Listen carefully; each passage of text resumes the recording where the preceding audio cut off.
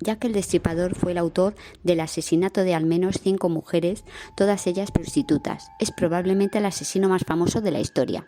Más de 130 años después de los asesinatos, dichos crímenes continúan sin resolver. A finales del siglo XIX, Inglaterra es la más poderosa de las naciones de la Tierra y Londres la mayor ciudad del mundo. Sin embargo, no todo era brillo en aquella Inglaterra. Whitechapel es un lugar donde la miseria toca fondo. Se compone de una serie de callejas inundadas por las emanaciones malolientas del Támesis, de unos bajos fondos donde las enfermedades, el alcoholismo y la prostitución causan estragos entre sus 80.000 habitantes, y ese sería el escenario de los crímenes de Jack the Ripper, el Destripador. Es posible que Jack el Destripador no fuera el más mortífero de los asesinos, pero bien puede ser uno de los más crueles, y el más famoso sin duda.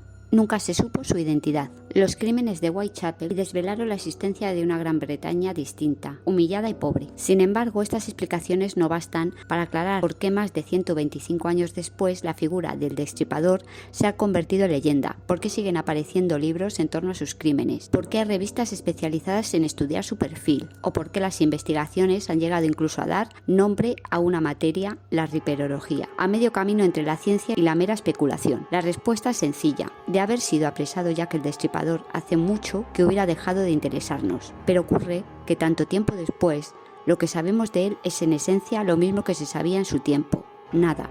Ha habido hipótesis de todos los gustos y fantasías. Para algunos, The Ripper fue nada menos que un encumbrado personaje de la Casa Real. Otros han postulado que el asesino era un gorila escapado del zoo. Entre ambos extremos, el elenco de los sospechosos acabará desde gentes de tanto mérito como Lewis Carroll, el autor de Alicia en el País de las Maravillas, hasta pobres como un zapatero londinense. Lo único que se sabe de Jack el Destripador es que mató, aunque suene obvio. Pero ni siquiera hay consenso en torno al número de sus víctimas. No en vano sus asesinatos son tan solo una parte de los 11 crímenes de Whitechapel que tuvieron lugar en la época.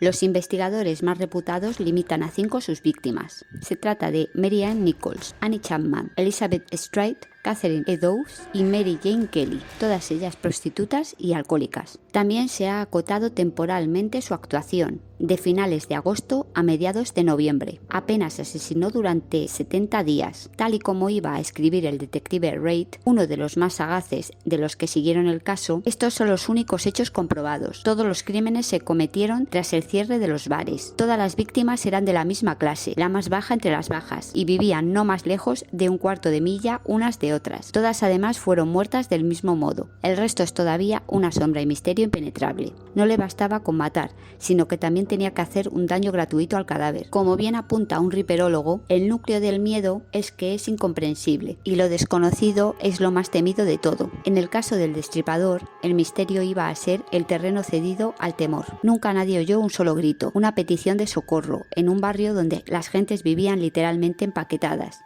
Ninguno de los cadáveres presentaba las heridas defensivas que resultan de oponer resistencia a un ataque.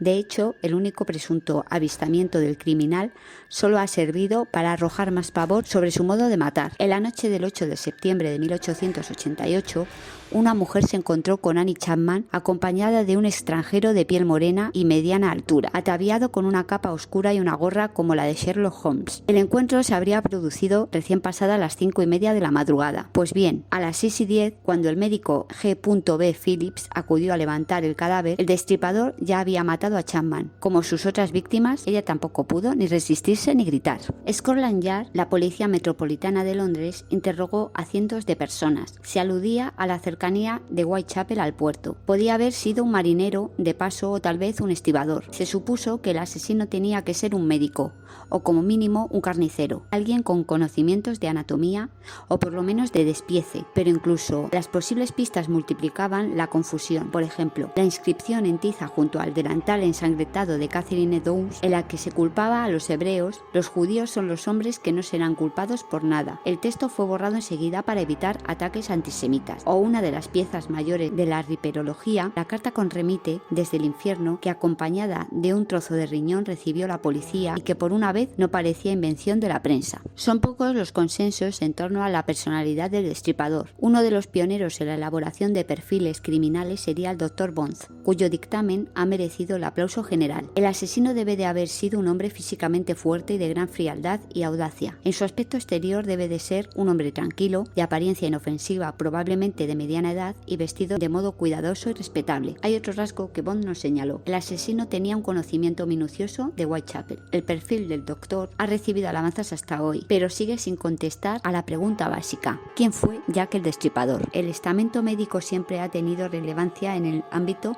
de las sospechas en torno al destripador, y más aún si, como en el caso de Sir William W. Gould, hablamos de quien era el médico de la reina Victoria, lo que aporta morbo añadido. Los tratadistas más benevolentes afirman que las muertes de 1888 sirvieron para tomarse en serio la situación de suburbios en verdad mortales como Whitechapel. Jack the Ripper fue el primer criminal de una gran metrópoli, y la atmósfera misérrima contribuyó a que las calles y casas del barrio se identificaran con los mismos crímenes, hasta casi el punto de compartir la culpa, como si el espíritu o la atmósfera de la ciudad hubiera tenido un papel en las muertes. Al final, el verdadero hito del caso de Jack el Destripador es que todos los crímenes sin resolver terminan por remitir al suyo.